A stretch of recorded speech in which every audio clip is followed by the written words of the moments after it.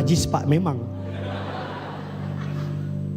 Kamu berbohong, ku tetap percaya.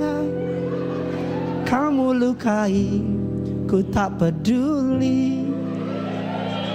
Coba kau pikir,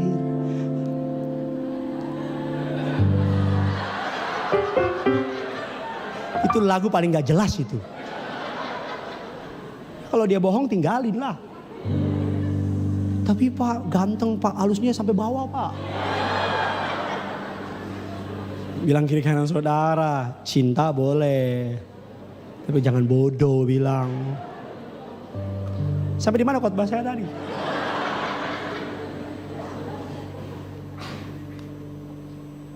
Sedih-sedih lagi Mas. Dulu kan ketika lagi happy kan, hati kita ini kayak kamar kan. Kesibukan, karir, teman-teman, ya kan. Harta, hobi. Sampai Tuhan, pemilik hati kita, gak punya tempat. Tapi ketika duka cita datang, mungkin namanya dipecat, mungkin namanya putus kontrak, mungkin namanya diputusin, whatever it is. Kan sedih, temen kan pergi, kesibukan mulai gak ada, hobi juga gak bisa dikerjain, sehingga ada ruang menganga di sini yang memang Tuhan tunggu. Karena kita terlalu banyak mengisi hati kita dengan yang bukan dari Tuhan. Makanya Tuhan berusaha masuk. Alkitab bilang, lihat aku berdiri depan pintu, aku mengetuk. Dia gak mau dobrak masuk. Walaupun itu hati punya dia. Makanya kadang-kadang Tuhan harus pakai masalah. Tuhan pakai yang namanya pengkhianatan, duka cita, air mata. Air mata pertobatan itu menyucikan hidup kita loh. Kadang-kadang ketika kita menangis sama Tuhan, hancur hati, kita bilang Tuhan sakit, Tuhan aku gak terima, aku begini-gini. Itu sebenarnya kita sedang dipulihin, disuciin sama Tuhan. Jadi ketika temanmu meninggalkan engkau, kesibukanmu mulai kurang, engkau mulai gak punya apa-apa. Ketika engkau berada di lembah kekelaman, ruang hatimu mulai kosong, Tuhan bilang aku bisa masuk sekarang kan. Aku bisa masuk sekarang kan, kata Tuhan. Kan teman kamu udah ninggalin kamu. Kan kamu udah gak sibuk kayak dulu lagi. Kan dulu kamu kan sibuk, kamu kan manajer di kantor. Kamu gak pernah punya waktu buat aku, kata Tuhan. Ketika kamu sekarang dalam keadaan lembah kekelaman, karena itu yang saya alami, itu yang saya lewatin. Ketika saya semua pergi meninggalkan, banyak ruang kosong di hati saya. Di situ Tuhan menjumpai saya. Di situ Tuhan datang sama saya. Saya kenal Tuhan lebih lagi. Itu yang dialami oleh Ayub, itu yang dialami ketika dia kaya, ketika semuanya baik. Gak ada tempat di hatinya buat Tuhan. Bukan berarti Ayub gak benar, Ayub orang benar. Tapi baca Alkitab, Ayub 40 dia bilang, aku melihat sendiri siapa Tuhan itu. Kalau iblis gak bisa bikin kau berhenti mencintai dia, Tuhan, dia bisa akan isi hidupmu dengan kesibukan. Sehingga Tuhan gak punya tempat. Makanya harus datang masa sukar. Ketika datang masa sukar, teman ninggalin, kesibukan berkurang. Mungkin nama masa sukar itu di rumah sakit.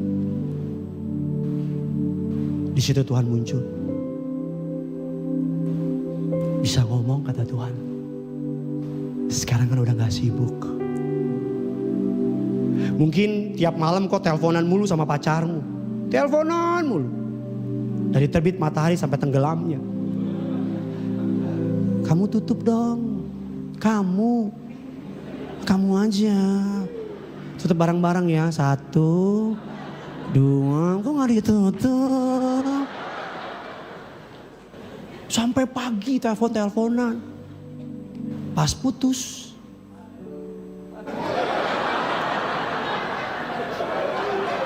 Siapa yang haleluya itu? Baru diputusin ya. Pas putus, malam-malam biasanya kau tatap fotonya.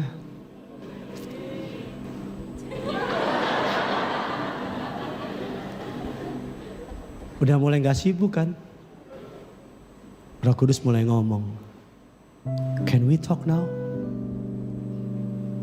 Bisa ngomong sekarang. Mungkin kau atlet, sibuk, tanding mulu, tanding terus. Tuhan kasih cedera. Kakimu digips. Atau otakmu digips. Terserah kau lah, apa saya gak tahu lah.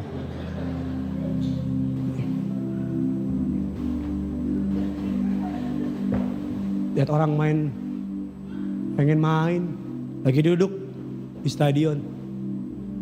Roh Kudus ngomong, bisa bicara sekarang. Oh mungkin saudara dulu, waduh budak korporat. Kerja mulu. Natal buka toko, Pasca buka toko.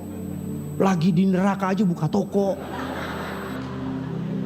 Terus perusahaan keluarin surat, dipecat. Gue kok marah.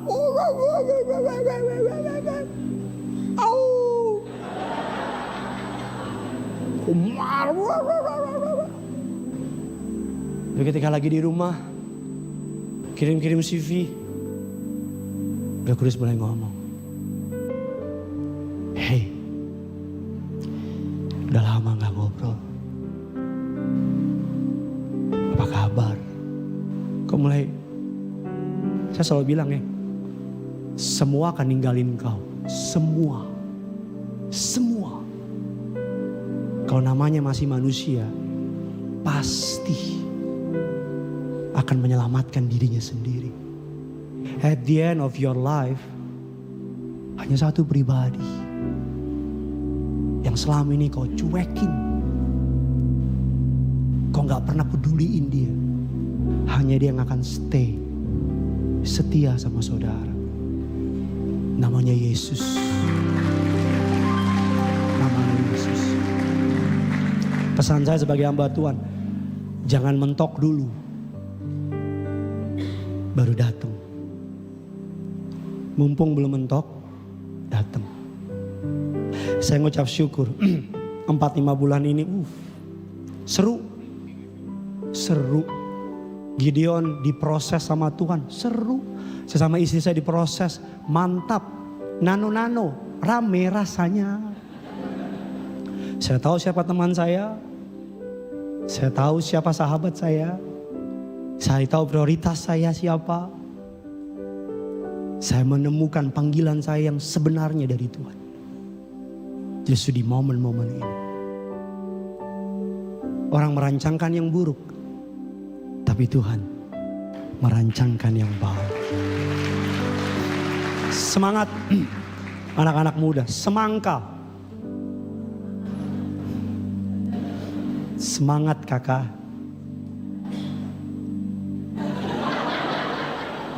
Itu ada orang ketawa di sebelah sana, itu dia.